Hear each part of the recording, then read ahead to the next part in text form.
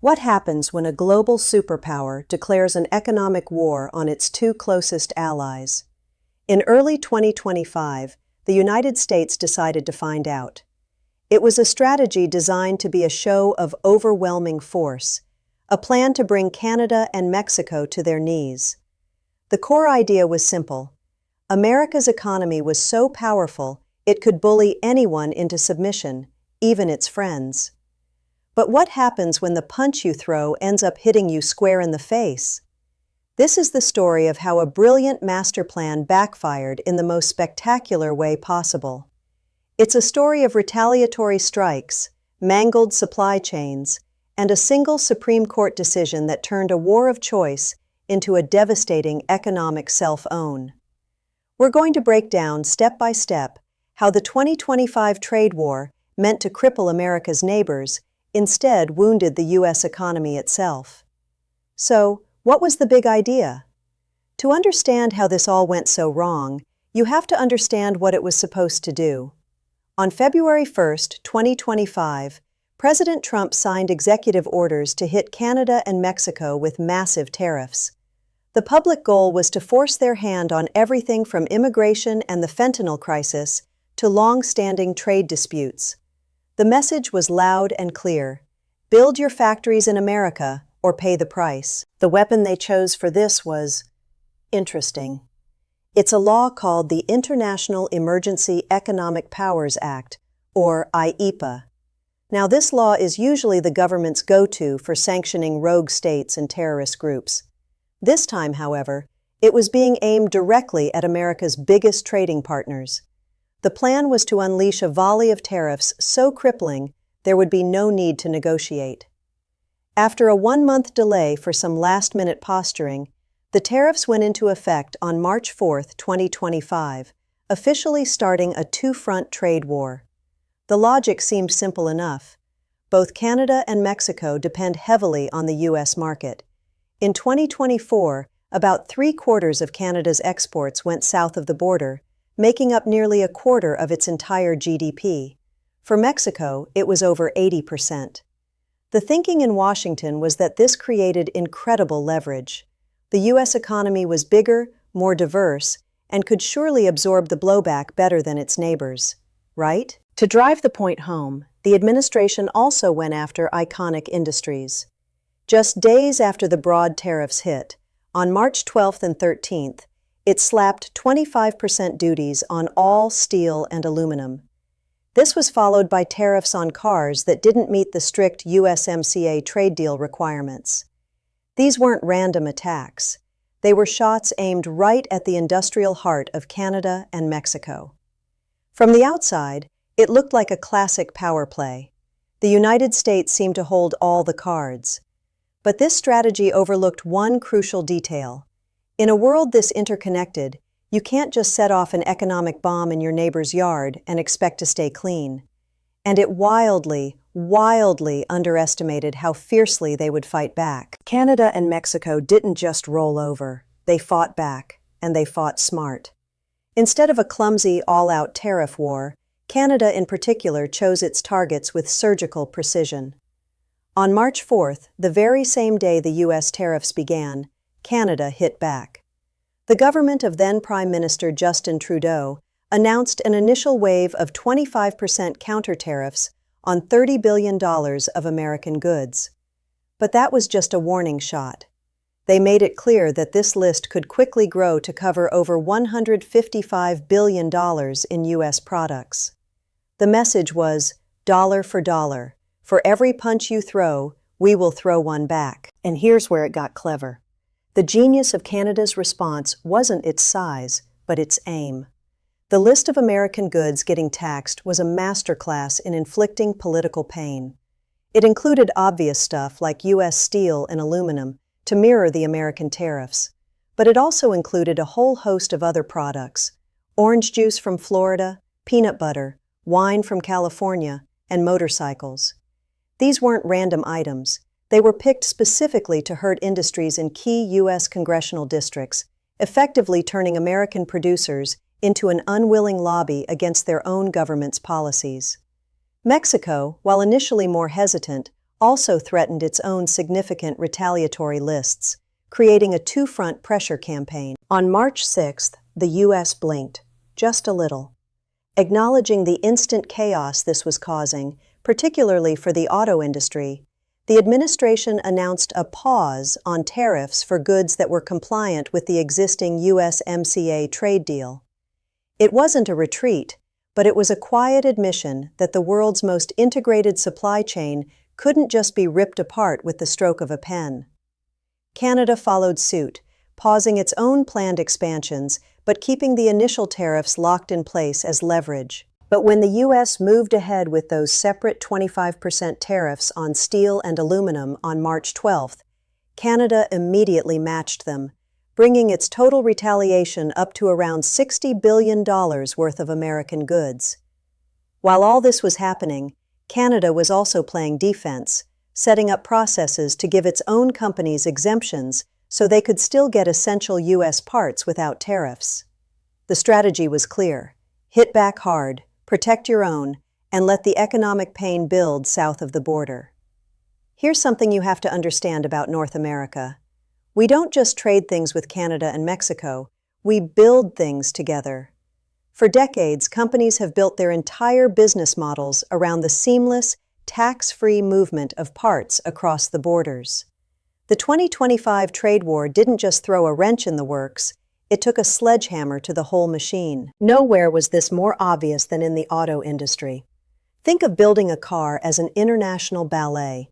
A transmission is built in Ontario, shipped to Michigan for assembly, and put into a car that uses engine parts from Mexico. Some components cross the border multiple times before a single truck rolls off the line. This dance was choreographed for a tariff-free world. Suddenly, that efficiency vanished. A 25% tax was now being slapped on parts every time they crossed the border. While the March 6th pause for USMCA-compliant goods helped, it was no magic fix. Many components didn't immediately qualify, and the separate tariffs on all steel and aluminum still hit the industry hard from every angle. The impact was immediate. Economists projected that U.S. tariffs on Canadian auto parts alone could surge by hundreds of millions of dollars a month. The share of Canadian-made vehicles that could enter the U.S. tariff-free reportedly plummeted from nearly 100% to just over a third. American automakers, the very companies this was all supposed to help, were now facing a cost nightmare. In Canada, auto parts plants started announcing layoffs as U.S. orders dried up. And it wasn't just about cars. The chaos rippled everywhere. The U.S. threatened massive duty hikes on essentials like Canadian lumber, sending shockwaves through the American construction industry. U.S. refineries that depend on Canadian crude oil faced higher costs, and analysts warned that your grocery bill was about to go up, since Mexico is the biggest supplier of fresh produce to the U.S. market. The fundamental mistake was seeing trade as a simple scoreboard. The reality is that nearly half of all trade in North America is in intermediate goods, the nuts and bolts that go into making other things. By taxing those inputs, the U.S. wasn't just punishing its neighbors, it was taxing its own production. It was a spectacular own goal that raised costs for American businesses and passed them right on to the American consumer. While this economic slugfest was dragging on, a completely different battle was playing out in the American legal system, and in February of 2026, it delivered a verdict that would land the final knockout blow. The entire legal justification for this trade war rested on the president's power under the IEEPA. This was always controversial. The law was written to deal with threats from hostile nations, but the administration argued that things like trade deficits and drug trafficking counted as a national emergency. A coalition of businesses disagreed. Their lawsuit, led by, of all things, a small educational toy company called Learning Resources, Inc., made a simple but powerful case. They argued that the tariffs posed an existential threat to their business, but more importantly, they argued that the IEEPA was never meant to give the president a blank check to invent new taxes.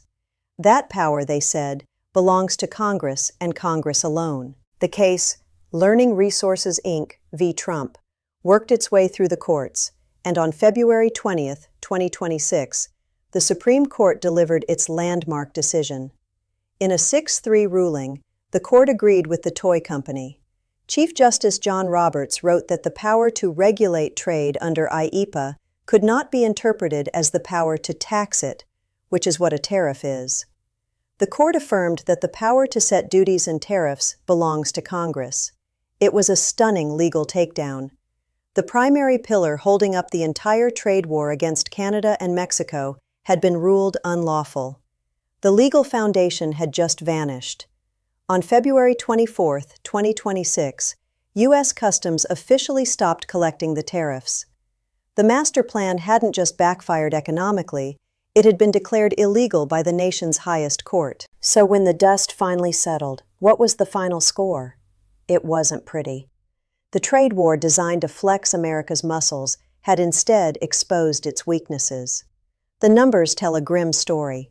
Projections from economists suggested the conflict could cost the U.S. hundreds of thousands of jobs and put a $75 billion dent in its GDP. The very industries that were meant to be protected, like auto manufacturing, were hit with higher costs and falling demand. Meanwhile, Canada, though it certainly took a GDP hit, played a smarter long game. The new Prime Minister, Mark Carney, declared that the old era of deep integration was over. Canada started aggressively looking for new customers, building out infrastructure to get its goods to markets in Europe and Asia. By the fall of 2025, after the U.S. had exempted most compliant trade, Canada lifted many of its counter tariffs. But crucially, it kept them on steel, aluminum, and autos, maintaining pressure where the U.S. tariffs were still in place. The ultimate irony? The U.S. government collected billions in tariffs, but that income was a drop in the bucket compared to the broader economic fallout. The tariffs were a direct tax on American businesses and consumers, fueling inflation and hurting the exact people they were supposed to help. This wasn't just an economic loss, it was a strategic one. The trust that held North America's economy together was shattered. The upcoming 2026 review of the USMCA trade deal, once seen as a routine check-in, was now set to be a battlefield. The U.S. had used its economic power not to build a stronger partnership, but to threaten its closest friends. In response, those friends started planning for a future where they wouldn't need to depend on the United States at all. So what's the biggest lesson from the 2025 trade war? Was it a failure of strategy, an overestimation of power, or just a basic misunderstanding of how the modern world works? Let me know what you think in the comments below. The story of this trade war is a stark reminder that economic interdependence is a double-edged sword. The same connections that create wealth can transmit pain when they're weaponized. It shows that even for the world's biggest economy, you can't ignore the complex web of global supply chains and the resolve of your allies without getting hurt. The goal was to reassert American dominance, but the result was a masterclass in how to accidentally wreck your own economy. If you found this analysis insightful, make sure to subscribe and hit that notification bell so you don't miss our next breakdown. And be sure to check out our previous video on the surprising economics of global infrastructure right here. Thanks for watching.